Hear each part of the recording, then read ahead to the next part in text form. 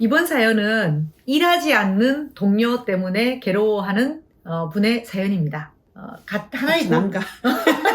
혹시 난가? 우린 같이 일하고 있잖아.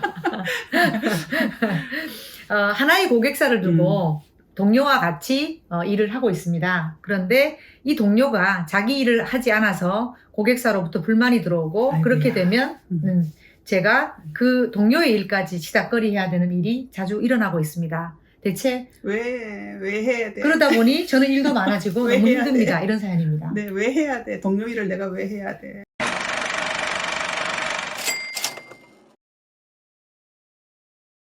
근데 이런 경우 많지 않나요? 정말 아닌가? 진짜 어떠세요? 상담해 보시면은 적지 않이 있죠. 음, 아니 정말 동료한테 미안한 마음 없는 그 동료들 어떻게 해야 될지 저도 보고 있으면 네. 속이 터지는데. 네. 그래도 오늘 해결책을 드려야 되니까 얘기를 네. 좀 나눠봐야 될 것 같아요. 그죠? 네. 네.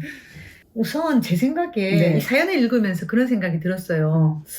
이분의 상사는 알고 있을까? 그러죠. 저는 이 이제 동료 간의 갈등, 일하지 않은 동료 때문에 내가 받고 있는 어떤 피해나 어려움, 이런 문제는 이분이 풀려고 하는 부분에서는 한계가 있어요. 그죠? 그렇죠. 네. 이미 이 동료가 나를 이용하기 시작한 네, 거잖아요. 네, 내가 계속 그걸 커버하고 있으니까. 네, 네. 그러면 내가 그것 때문에 이제 힘들고 고통스러우면 이 문제를 해결할 수 있는 그 키는 상사한테 있다고 봐요.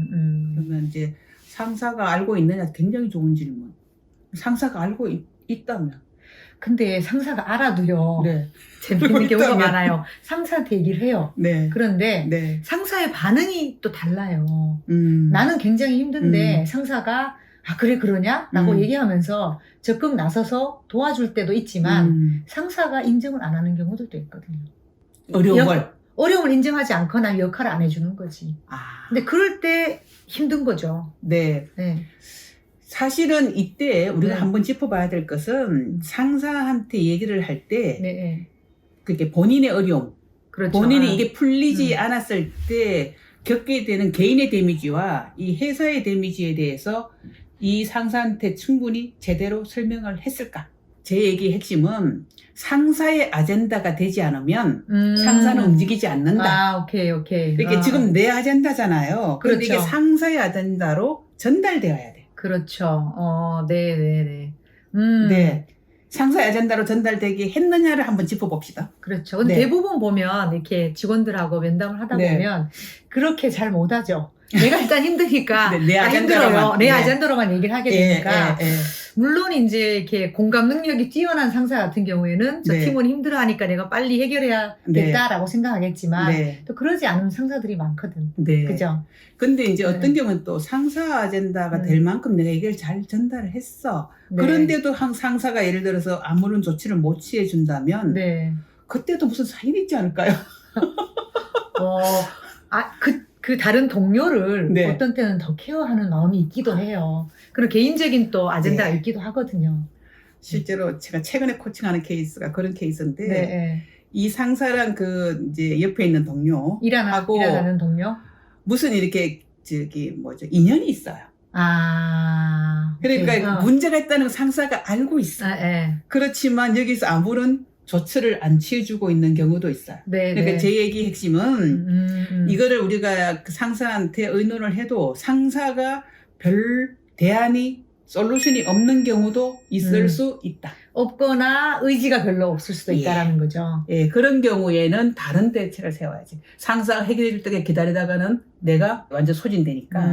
네. 근데 아까 말씀하셨지만 팀 내 동료 간에 생기는 문제는 해결의 주체가 나라기보다는 매니저가 상사여야 되는데 그러면 그 상사가 그 해결을 해줄 의지가 없거나 할 수 없는 상황이라면 제가 어떻게 해야 될까요? 내 손에서 이 지금 이제 동료랑 엮여져 있는 일에 어떻게든 이렇게 구분 관리, 경계 지우기를 하는 게 맞죠.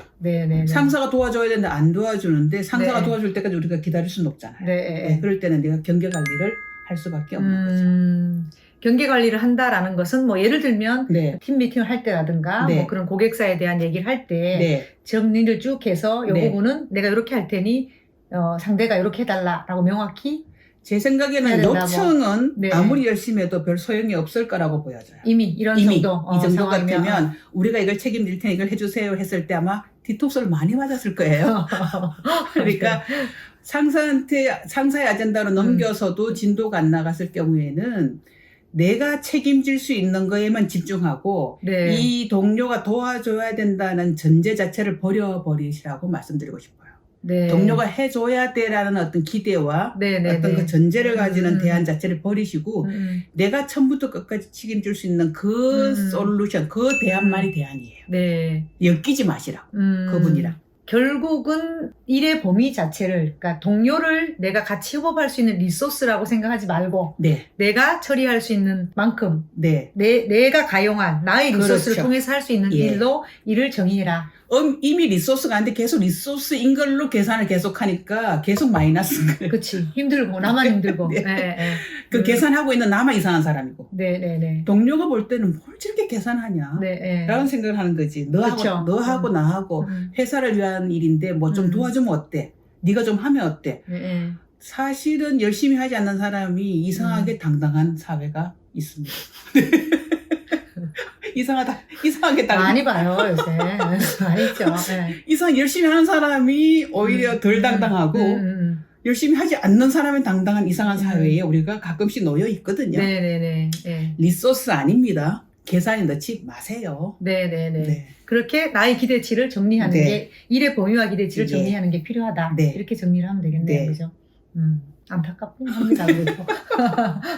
안타깝죠. 이게 이제 그 조직의 문화적 이슈인 경우가 많아요. 네. 유구하게 그런 사람들이 보호받았거나 또 그런 사람이 상사 관리를 잘하는 것 때문에 약간 태만한 것 자체가 뭐랄까 보호받거나 이런 조직 문화인 경우에 열심히 하려고 하고 그 문제 제기하는 사람 자체가 약간 더 적대시하는 경향도 있어요. 그렇죠.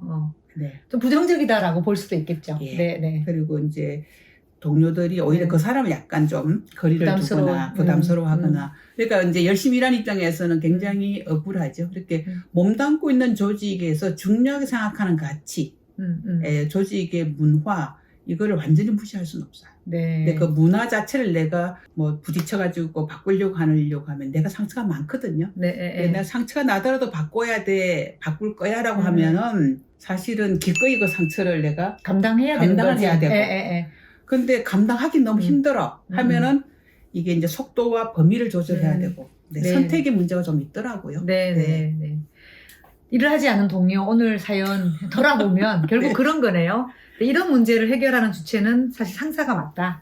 그래서 이거를 상사하고 커뮤니케이션 해야 된다. 상사의 아젠다로 반드시 만들어야 된다. 내가 힘들다가 아니라 회사 일을 위해서 성과를 내기 위해서 상사의 아젠다로 만들어서 이걸 에스컬레이션 해야 되는 거고 만약에 그게 안 된다라면 내 선에서 동료를 내가 가용할 수 있는 리소스로 보지 말고 통제 범위를 정해서 내가 컨트롤할 수 있는 범위 내에서 일을 하도록 한다. 이렇게 하면 되겠네요.